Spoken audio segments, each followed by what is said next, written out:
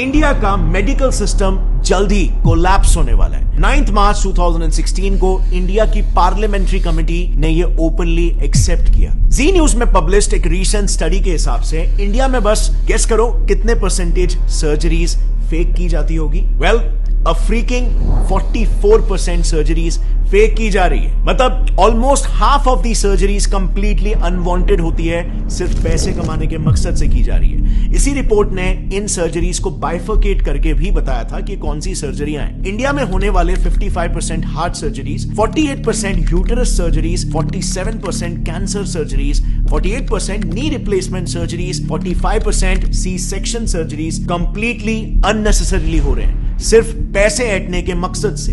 Reason सिर्फ और सिर्फ एक, कॉर्पोरेटाइजेशन ऑफ हॉस्पिटल्स, यानी कि हॉस्पिटल्स को भी कॉर्पोरेट कंपनीज की तरह टारगेट और प्रॉफिट सेंट्रिक बना देना। एक काफी इंटरेस्टिंग रिसर्च पेपर है जिसमें रिसर्चर्स ने महाराष्ट्र के टॉप हॉस्पिटल्स के 43 specialist doctors, senior government x officials और कॉर्पोरेट हॉस्पिटल्स के मैनेजर्स को तक इंटरव्यू किया, ताकि वो इन हॉस्पिटल्स में जो कंपनीज की तरह ही टारगेट बेस्ड स्ट्रक्चर चल रहा है उसे पब्लिकली एक्सपोज कर पाए। And the results were shocking. So, सबसे पहले तो सैलरीज की बात करते हैं।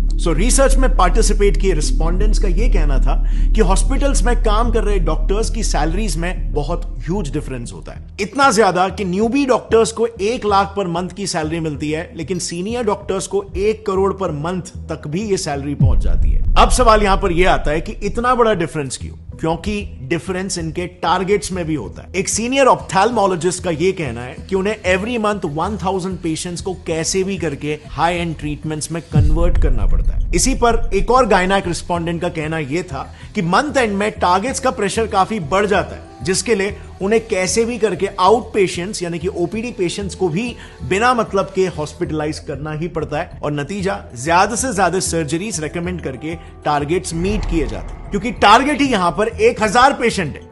अब आप खुद ही सोचो, हर हॉस्पिटल में, हर डिपार्टमेंट, जैसे ऑप्थेल्मोलॉजी में ही ले लो, उसमें मिनिमम 5 से 6 डॉक्टर्स होते हैं और सबको सिमिलर टारगेट्स दिए जाते हैं। तो just imagine hospitals profit and our loss. And by the way, these targets are taken very seriously. उसी रिसर्च में कई सारे सीनियर डॉक्टर्स का यह कहना था कि अगर कोई डॉक्टर अपने टारगेट्स को लगातार 2 महीनों तक मिस करता है तो बिल्कुल कॉर्पोरेट जैसा ही उसको वर्बल वार्निंग मिल जाएगी या फिर एक मेमो दिया जाएगा, और उसके बाद भी अगर टारगेट्स मीट नहीं होते तो of course ta-ta bye bye. So आप यहां पर देख सकते हो हॉस्पिटल इंडस्ट्री कैसे एक सर्विस इंडस्ट्री होनी चाहिए, जिसमें कस्टमर, पेशेंट टॉप प्रायोरिटी होना चाहिए, बट यहां पे प्रॉफिट टॉप प्रायोरिटी हो जा रहा है। और bye the way, in targets का ट्रैक भी हॉस्पिटल हायर्ड मैनेजमेंट प्रोफेशनल्स यानी कि एमबीएस, जो कि बड़े बड़े एमएनसीज में ऑपरेटिंग ऑफिसर्स, एग्जीक्यूटिव, सुपरवाइजर्स ऐसे काम करते हैं। ये लोग बकायदा डॉक्टर्स के इन टारगेट्स का ट्रैक रखते हैं, एंड ऑफ कोर्स यहां पर डॉक्टर्स भी उतने ही डेडिकेशन के साथ ये टारगेट्स को पूरा करते हैं, क्योंकि जैसे हमने देखा उनकी सैलरी बहुत ही हाई होती है। लेकिन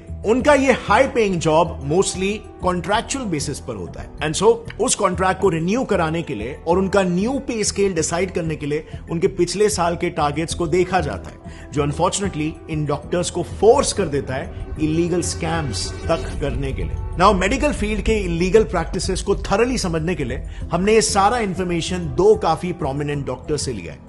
पहला है Padma Bhushan and Padma Vibhushan awardee doctor B M Hegde, जो उन्होंने एक आर्टिकल लिखा था, उस आर्टिकल का रेफरेंस है। और दूसरा रेफरेंस हमने लिया है एक बुक से called dissenting diagnosis by doctor Arun Gadre and doctor Abhay Shukla.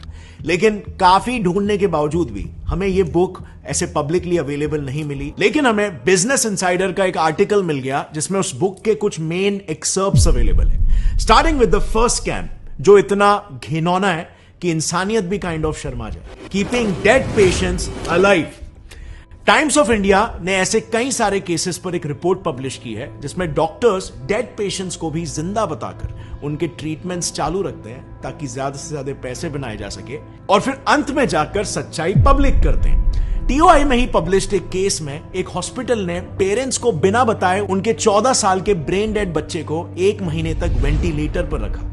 1 महीने तक जो बच्चा मर चुका था उसे जिंदा बताया गया और वेंटिलेटर पर रखा, खर्चा जनरेट किया, एंड बाद में हॉस्पिटल गिल्टी प्रूव भी हुआ, एंड उनकी फैमिली को 5 लाख रुपए कॉम्पेंसेशन के लिए दिए। अब 5 लाख रुपए मॉनेटरी कॉम्पेंसेशन तो हॉस्पिटल को देने पड़े, बट ये आप और मैं भी जानते हैं कि उस वक्त पेरेंट्स ने जब ये बात सुनी होगी, जब ये सच्चाई उन्हें पता चली होगी, तो उन पर क्या बीती होगी।